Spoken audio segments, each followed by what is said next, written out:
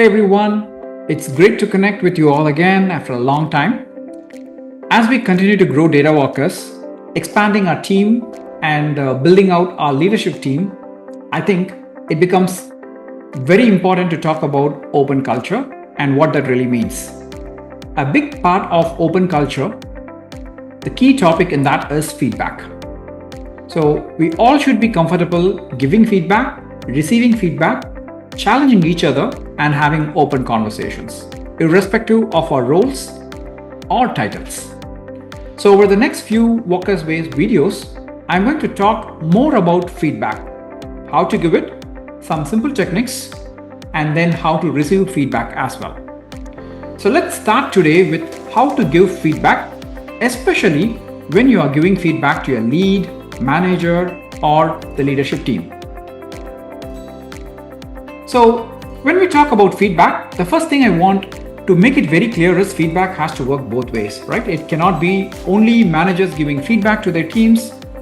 So if you disagree with something, if you see something isn't working, or if you think we can do something better, speak up.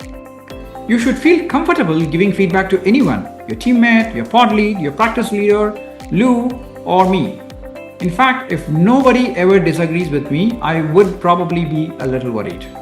Sometimes you may see something that we don't see. Sometimes you may have much better idea than we do.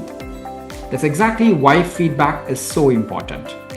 So today's message is definitely not, hey, be careful when giving feedback. It's actually the opposite.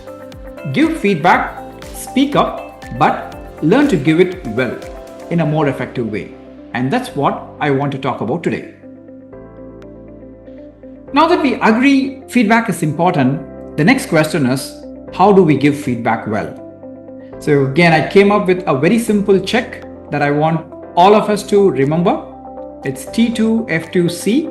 And don't worry, this is not another complicated framework. Think of it, you're going to a coffee shop, you're ordering 2 teas, 2 frappuccino, and 1 coffee. Right? So remember, 2 teas, 2 frappuccinos, and 1 coffee. That's exactly what we are going to follow when we are going to give feedback. So the 2 T's, number 1, tone and timing. First, tone. How am I saying it? You can disagree, you can be direct, but make sure your tone is respectful and doesn't become accusatory, attacking, or personal, right? So second, timing. Is this the right timing? Especially if you're frustrated or emotional, maybe don't immediately hit the send button in Slack, or sometimes waiting a little and coming back to the same message completely changes how you communicate it. And then we have 2 F's. That's forum and facts. For forum, there may be scenarios where you may have to actually give feedback in a group Slack channel. There may be a scenario where you may have to actually send it via Slack individually, or even you may have to actually set up a one-on-one with that person to deliver that feedback.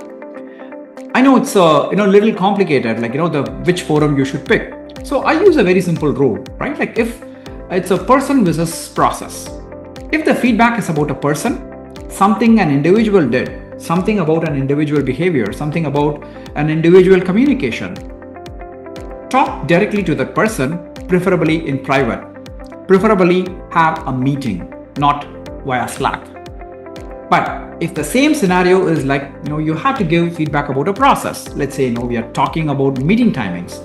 We are asking, hey, when do we want to set up our wins call? And thus, in all those scenarios, feel free to share your opinion in the public Slack forum.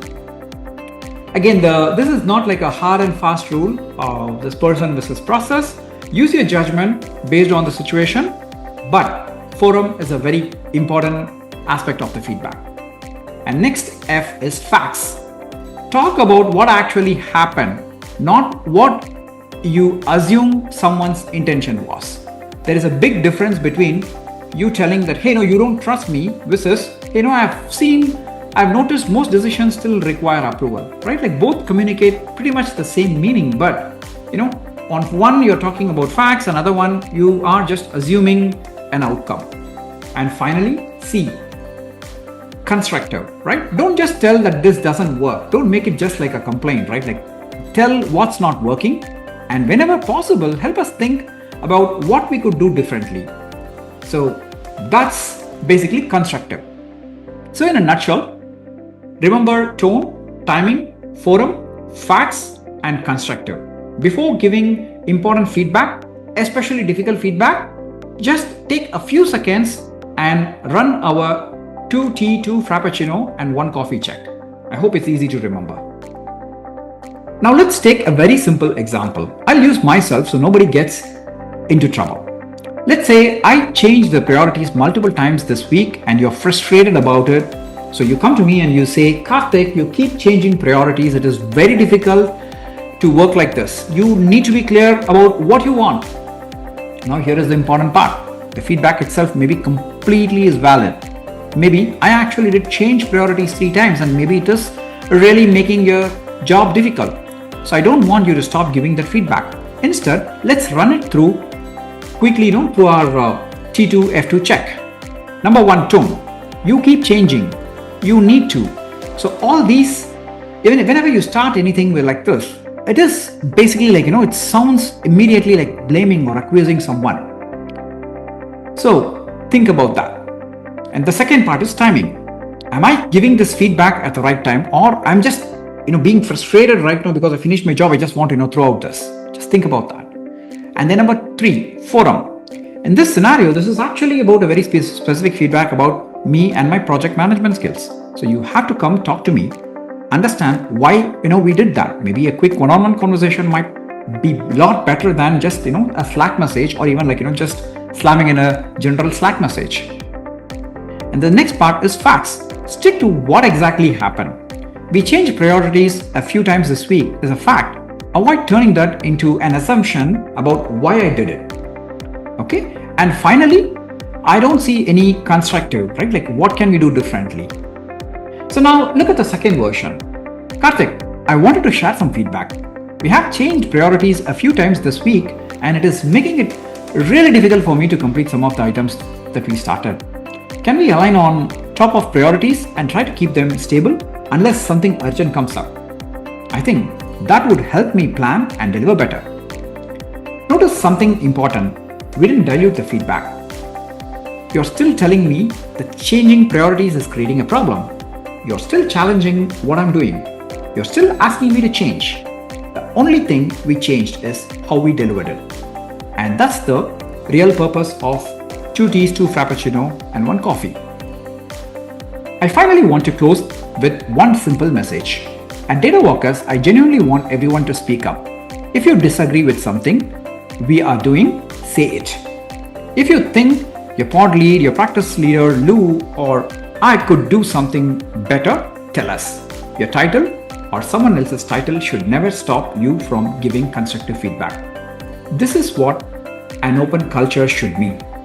As leaders, it is our responsibility to create the space where people feel comfortable giving us feedback and to listen without immediately becoming defensive. And all of us have responsibility too, to use that openness well. So be direct but respectful, talk about facts, not assumptions, choose the right time and forum, and whenever possible, make your feedback constructive. Speak up, challenge, give feedback. That's the Walkers way. Thank you.